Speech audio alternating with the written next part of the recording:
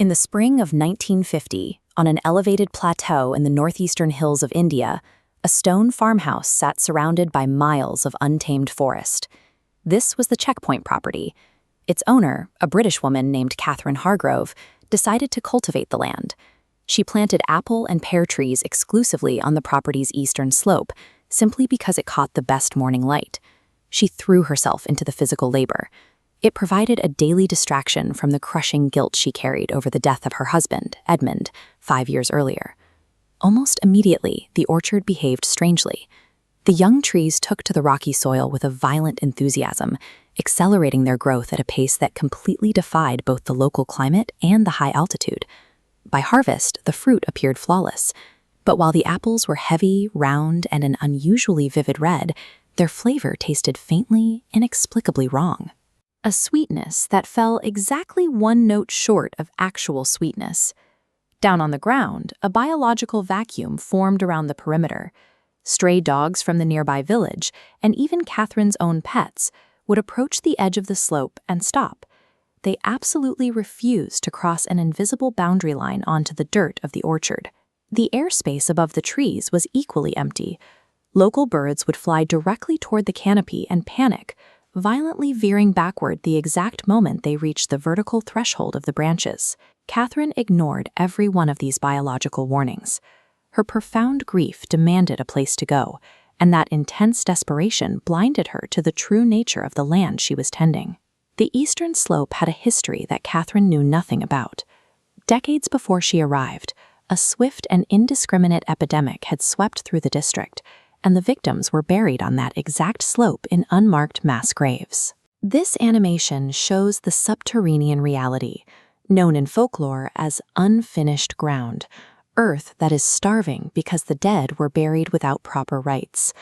Every morning, Catherine poured her intense, private guilt into the soil, and the root system began drawing it down. On a Tuesday morning in 1952, standing at the tree line, Catherine finally spoke her ultimate shame aloud. "I told them where he was, and he died." The unfinished ground, which had waited decades for the specific spoken words of a burial rite, accepted her confession of life and death as a dark surrogate.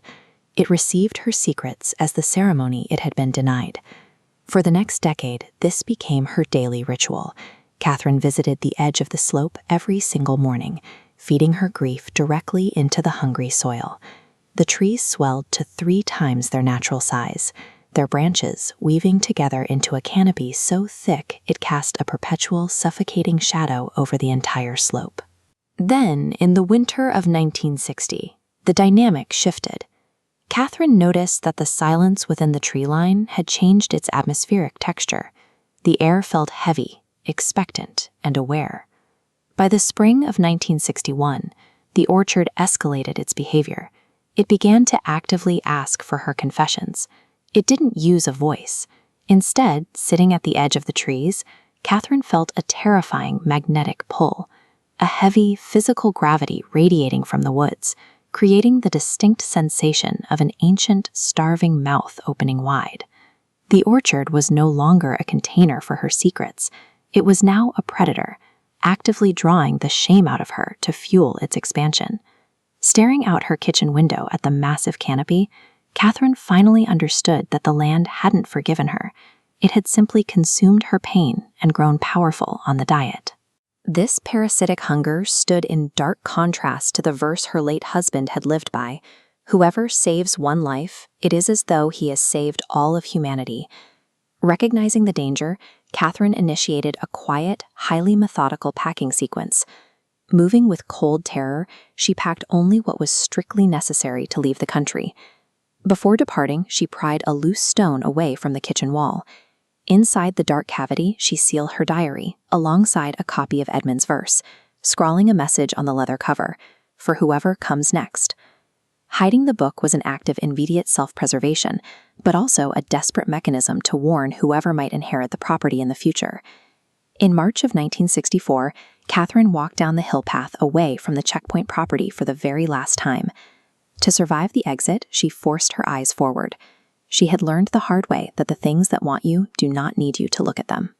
Behind her, The abandoned orchard continued its massive, dark growth, its dense canopy blotting out the morning light, even without a caretaker to feed it.